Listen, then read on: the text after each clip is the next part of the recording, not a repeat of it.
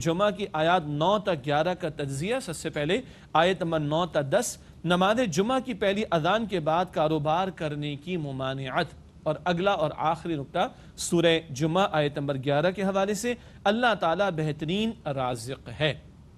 ناظرین کرام الحمدللہ آج کی زیر مطالعہ آیات کا مفہوم و ترجمہ، ربط آیات، تعارف و تجزیہ کا بیان مکمل ہوا۔ اب وقت آیات کی تشریح کا یہ مطالعہ شروع کرتے ہیں سورہ جمعہ آیت نمبر 9 سے۔ اللہ تعالیٰ نے قرآن حکیم اس مقام پر ارشاد فرمایا، یا ایھا الذین آمنوا اذا نودی للصلاة من یوم الجمعۃ فاسعوا الی ذکر اللہ وذروا البیع ذالکم خیر لکم ان کنتم تعلمون۔ یہ سورہ جمعہ آیت نمبر 9 ہے، اس کا مفہوم اور ترجمہ۔ اے وہ لوگو جو ایمان لائے ہو، جب اذان دی جائے نماز کے لیے جمعے کے دن تو تیزی سے جاؤ اللہ کے ذکر کی طرف اور چھوڑ دو تجارت کو، یہ بہتر ہے تمہارے لیے اگر تم جانتے ہو۔ ناظرین کرام یہ آیت نمبر 9 کا مفہوم ترجمہ، اس حوالے سے پہلا نقطہ تشریح کے حوالے سے اسکرین پر ملاحظہ فرمائیے گا۔ جمعے کی فضیلت کا بیان، سورت کا نام کیا ہے؟ سورۃ الجمعہ۔ اب جمعۃ المبارک کے حوالے سے اس مقام پر کلام ہے، تفصیل تو احادیث مبارکہ میں جو کلام جمعۃ المبارک کے بارے میں قرآن حکیم میں، وہ اسی رکوع میں 3 آیات میں ہمارے سامنے آیا ہے۔ اگلا نقطہ، جمعہ کے دن جب اجتماع جمعہ کے لیے اذان دی جائے تو ہر قسم کا کاروبار اور دنیاوی مشاغل کو چھوڑ دیا جائے۔ ایک بات تو پتہ چلی، جب جمعے کے لیے پکارا جائے تو سب کچھ چھوڑ کر آ جاؤ۔ اللہ تعالیٰ قرآن میں اس بات کو کنفرم فرما رہا ہے کہ اذان کا طریقہ موجود تھا، پکارنے کا طریقہ موجود تھا، لیکن قرآن میں نہیں ہے۔ وہ کہاں ملے گا؟ حدیث رسول صلی اللہ علیہ وسلم میں۔ تو قرآن جمع سنت رسول، اس سے دین مکمل ہوتا ہے، اور قرآن کریم کی تشریح سنت رسول سے ملے گی صلی اللہ علیہ وسلم۔ یہ نقطہ حجیت حدیث، اتھارٹی آف سنہ کی بھی دلیل ہے کہ قرآن کنفرم کر رہا ہے کہ کوئی طریقہ تھا بلائے جانے کا جس کو اذان ہم کہتے ہیں، لیکن وہ طریقہ قرآن میں ذکر نہیں ہوا، وہ سنت رسول علیہ السلام سے ہمیں ملتا ہے۔ اگلا نقطہ، تیزی کے ساتھ اللہ تعالیٰ کا ذکر سننے کے لیے مسجد کی طرف روانہ ہوا جائے۔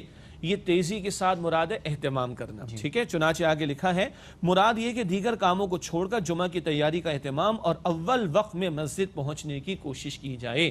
یہ ہے ہفتے وار اجتماع، جس میں بڑا اجتماع ہوتا ہے مسلمانوں کا، بڑی حاضری کا موقع ہوتا ہے، تو باقی امور کو چھوڑا جائے اور اب نہانا، جیسے حدیث شریف میں آتا ہے، غسل کا اہتمام کرنا، جو صاف ستھرا کپڑا اس کا اہتمام کرنا، خوشبو لگانا۔ خوشبو لگانے کا معاملہ مردوں کے لیے ہے، عورتوں کو خوشبو لگا کے گھر سے باہر نکلنا جائز نہیں ہے، اور جمعے کی نماز بھی عورتوں پر فرض نہیں ہے۔ البتہ کہیں اگر موقع ہے اور انہوں نے ادا کر لی پردے کے اہتمام کے ساتھ تو ادا تو ہو جائے گی، لیکن ان پر جمعے کی نماز فرض نہیں کی گئی۔ تو اہتمام سے مراد کیا ہے؟ غسل کرنا، اچھا کپڑا پہننا، اچھے سے مراد نیا نہیں، صاف ستھرا، وہ خوشبو لگا لینا، مسواک کا اہتمام کرنا، جلد مسجد میں پہنچنے کی کوشش کرنا، یہ پورا اہتمام خطبہ جمعہ کے لیے کرایا جا رہا ہے، آگے بات ہوگی انشاءاللہ۔ اور اول پہنچنے کا اجر بھی زیادہ ہے، حدیث شریف میں آتا ہے، بڑی دلچسپ حدیث ہے جو بالکل شروع میں آتا ہے، ایسا کہ اس نے اونٹ اللہ کی راہ میں قربان کیا، پھر تھوڑا بعد میں آنے والا گائے اللہ کی راہ میں قربان کی، پھر تھوڑا بعد میں آنے والا ایک بھیڑ اللہ کی راہ میں قربان کی، اور لیٹ آ رہے تھے ایک مرغی اللہ کی راہ میں صدقہ کی، آخری کیا ہے؟ انڈا۔ شاباش، یاد آ گیا۔ جو بہت دیر سے آ رہا ہے آخر میں، وہ ایسے کہ انڈا اللہ کی راہ میں صدقہ کی۔ اور جب خطبے کا آغاز ہو جاتا ہے تو فرشتے اپنا رجسٹر بن کر کے وہ بھی خطبہ سننے میں مشغول ہو جاتے ہیں۔ اگلا نقطہ، اگر اہل ایمان میں شعور کا مادہ ہے تو اس دعوت پر لبیک کہنا ہی ان کے لیے بہتر ہے۔ یہ سب کچھ چھوڑ کر آ جانا یہی بہتر ہے، اسی میں خیر، اسی میں فائدہ ہے۔ اگلا نقطہ، ذکر سے مراد تعلیمات قرآن ہیں جن کی نماز سے پہلے خطبہ جمعہ میں یاد دہانی کرائی جاتی ہے۔ ہمارے ہاں بر صغیر میں، پاکستان میں، انڈیا میں عربی خطبہ تو مختصر ہوتا ہے نا، 3-4 منٹ کا، کیوں؟ یہاں لوگوں کو عربی سمجھ نہیں آتی۔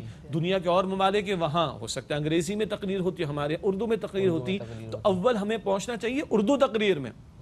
خطبہ تو محدود ہو گیا، عالم عرب میں اگر جمعہ ادا کریں گے، جیسے آپ تو بحرین سے نا بیٹا، عالم عرب میں جائیں گے تو وہاں تو خطبہ ہوتا 25 منٹ کا عربی میں، کیونکہ وہاں لوگوں کو عربی سمجھ آتی۔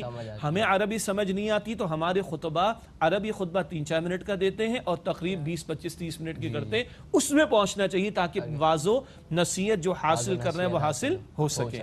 اگلا نقطہ، جمعے کی اہمیت دراصل خطبہ جمعہ کی وجہ سے ہے۔ کیسے بھلا؟ نوٹ کیجئے گا، ظہر کی 4 رکعت کے بجائے جمعے کے دن 2 رکعت اور 2 خطبوں کا اہتمام ہوتا ہے۔ ظہر کی ہم 4 رکعتیں ادا کرتے ہیں، جمعے میں کتنی؟ 2، تو 2 کہاں گئی؟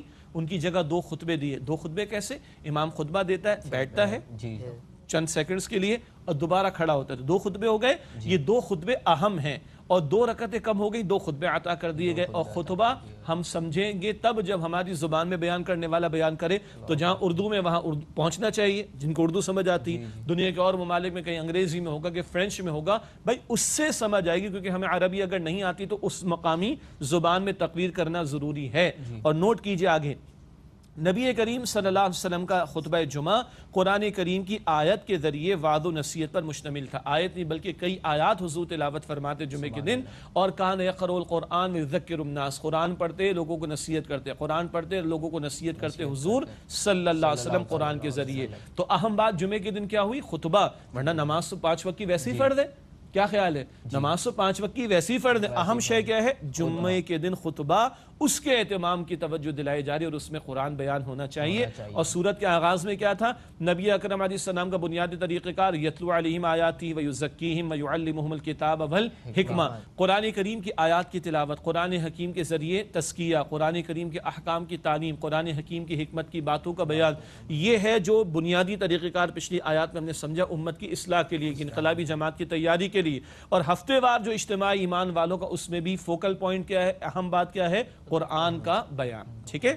اس کے بعد اگلی آیت کی طرف چلتے ہیں، سورہ جمعہ کی آیت نمبر 10، ارشاد ہوا فَإِذَا قُضِيَتِ الصَّلَاةُ فَانتَشِرُوا فِي الْأَرْضِ وَابْتَغُوا